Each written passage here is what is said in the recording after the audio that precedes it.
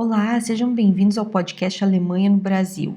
E hoje nós iremos conversar com o Sr. Joachim Schemann, o novo adido de Cultura e Imprensa da Embaixada da Alemanha, que irá nos contar um pouco sobre a sua trajetória na diplomacia e sobre as iniciativas na área cultural que estão sendo planejadas para os próximos anos.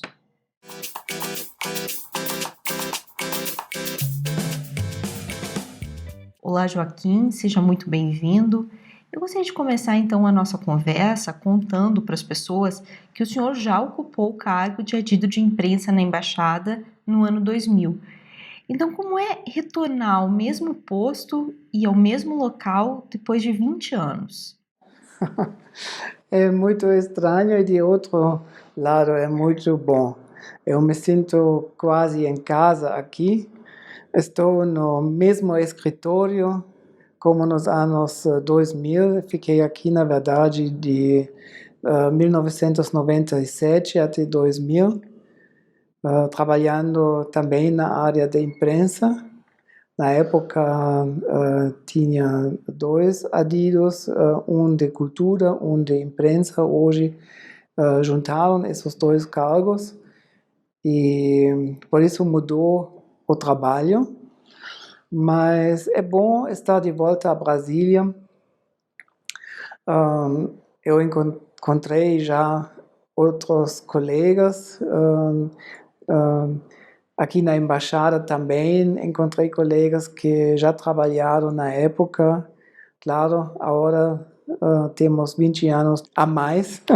É diferente, mas é bom. Eu me sinto em casa aqui.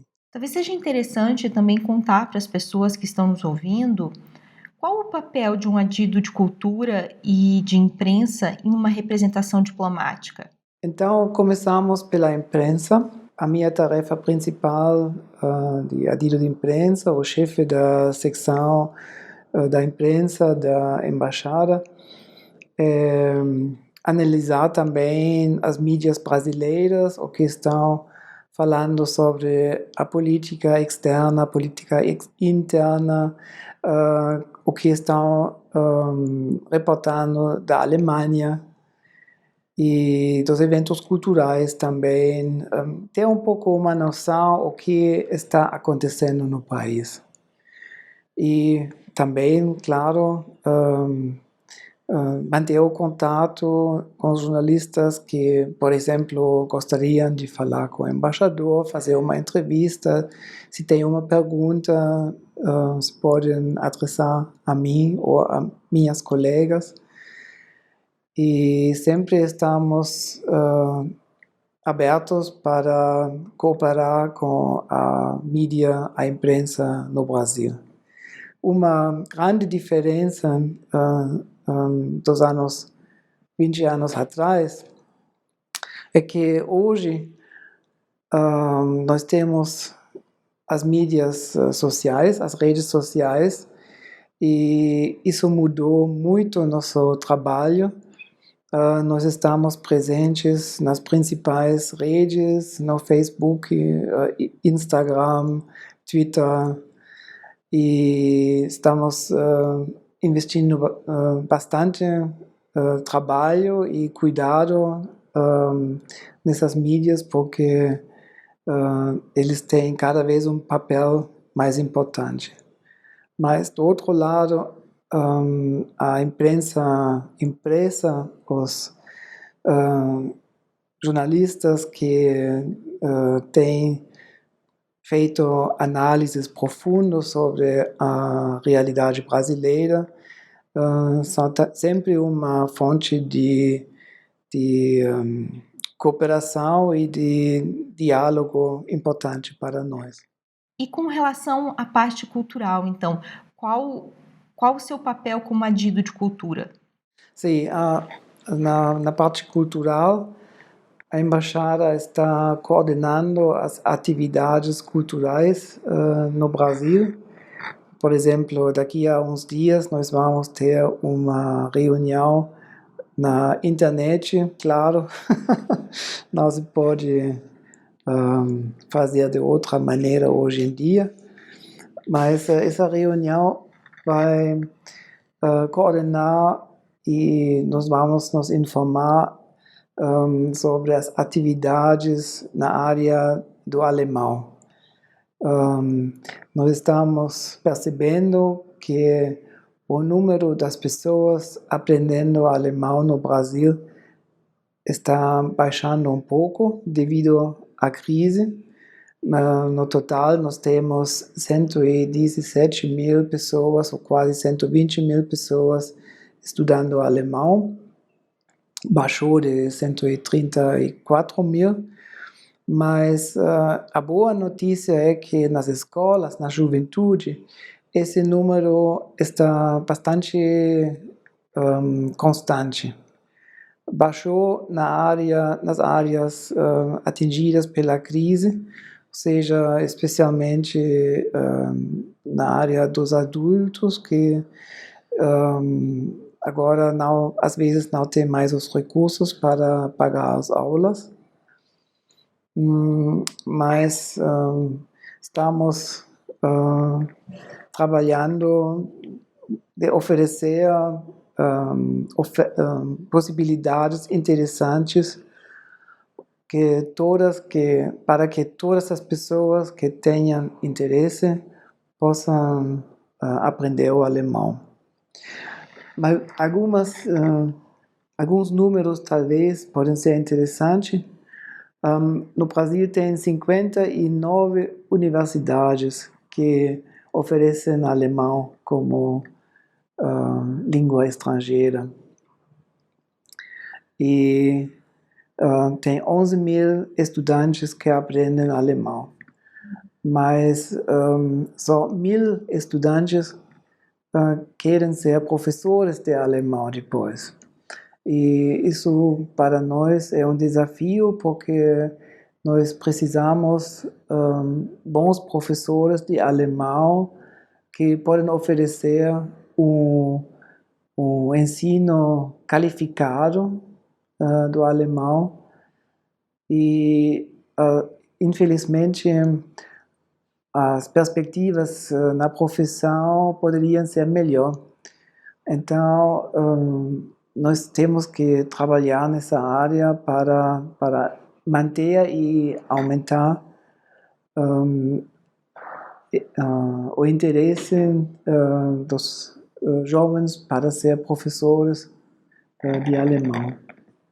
Temos 160 instituições que oferecem alemão como língua estrangeira no país inteiro.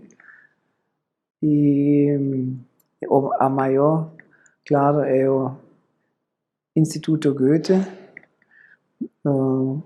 Tem Instituto Goethe em São Paulo, Rio de Janeiro, Porto Alegre, Curitiba, Salvador de Bahia e também aqui em Brasília, o Centro Goethe. Então, para todas as pessoas que têm interesse de aprender alemão, estou convidando para utilizar o que nós temos de oferecer. Então, nós vamos falar sobre a situação do alemão no país, o que nós podemos fazer para melhorar a posição do alemão. E também estamos falando sobre a vida cultural, o que nós podemos oferecer no ano que vem ao público brasileiro, nessa situação difícil devido à Covid-19. Eu sinto que tem um certo cansaço das pessoas de assistir na tela. Tem uma série de reuniões, de encontros ao vivo e tem um certo limite das possibilidades na internet, porém ainda é necessário, eu acredito que nós vamos, pelo menos na primeira metade do ano que vem, que nós vamos utilizar esse meio ainda. Então, estamos pensando já para a segunda metade do ano que vem em o que podemos oferecer ofertas no cinema, estamos pensando sobre uma exposição, talvez em cooperação com ZESC, e os nossos consulados em São Paulo, no Rio de Janeiro, Recife e Porto Alegre também estão planejando já o que eles podem organizar, e provavelmente no mês de maio vamos ter novamente a Semana da Europa, e nessa semana nós vamos oferecer eventos culturais dos outros parceiros europeus também. O senhor também já assumiu o cargo de vice-cônsul no Consulado do Rio de Janeiro. Então eu gostaria de perguntar o que fez o senhor retornar tantas vezes ao Brasil? O que o senhor mais gosta daqui? Eu realmente gosto muito da cultura brasileira, eu gosto do chorinho, espero que o clube de choro aqui em Brasília abra logo. E eu gosto também da natureza, esse país tem tantas riquezas naturais, as cachoeiras, as praias, também fazer turismo aqui nesse país maravilhoso. E gosto da comida brasileira, arroz, feijão, feijoada, churrasco. Então, tem muitas tradições culturais que são muito interessantes. Também a cultura indígena. Eu estou descobrindo agora a riqueza da cultura indígena e a importância dos 300 povos indígenas para a manutenção da natureza. E é um novo mundo dentro do Brasil que estou descobrindo agora. O senhor já mencionou na outra pergunta, então, alguns projetos como a Semana da Europa, exposições. Quais são as novidades na área cultural que a gente já pode contar para as pessoas? É muito difícil de dizer agora, porque a gente não sabe como a situação será nos próximos meses. Quando terá uma vacina, e só se é seguro de convidar pessoas, nós podemos abrir, por exemplo, o cinema que temos aqui dentro da embaixada para o público de novo. Então, muito depende da situação do Covid. Então, nós temos projetos, como já falei, na área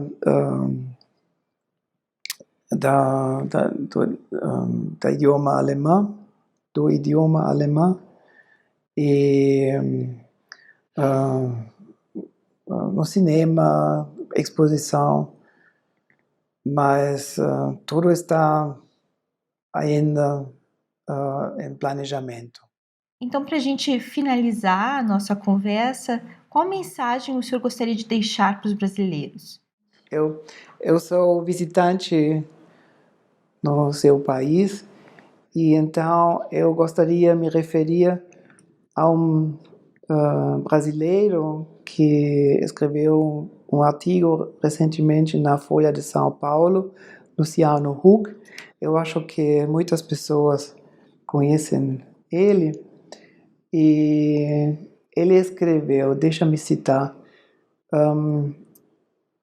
o Brasil, o país vive de opostos. De um lado é o país onde a natureza produz mais vida no mundo, e onde, ao longo dos séculos, empresários, empreendedores e pessoas de todos os estratos sociais moldaram uma matriz energética que é a mais limpa do mundo.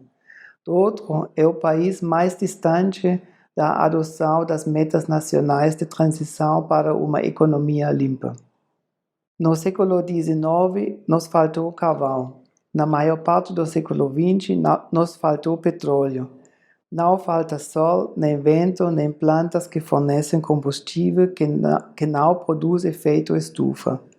Temos tudo para a economia do século XXI. Então, a minha mensagem pessoal, e gostaria